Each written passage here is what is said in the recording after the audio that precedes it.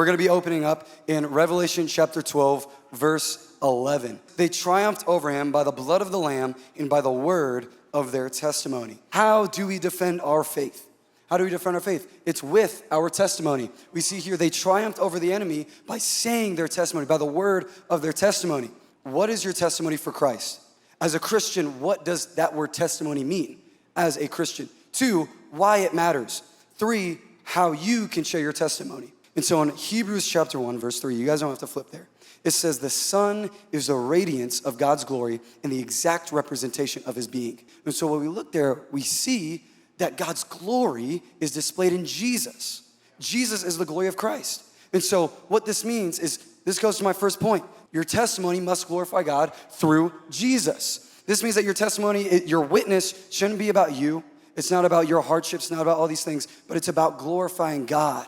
Okay, your testimony, the good things you experience from Christ through your struggles, is not only the best defense we have for our faith, but also the greatest tool we have to spread the gospel and change the world. Proverbs 16:23. The heart of the wise makes his speech judicious and adds persuasiveness to his lips. We are created from a logical God. We're not called to be illogical.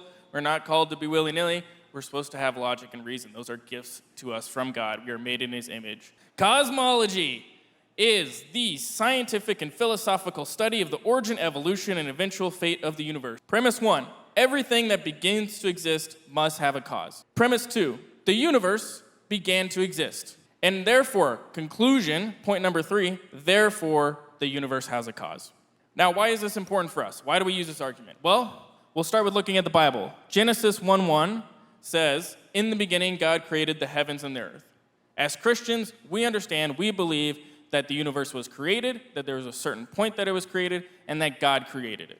First thing this argument does is show science is complementary to the Bible, not contradictory. The second thing that this argument does is proves the existence of an intelligent, immaterial, omnipotent being outside of space and time.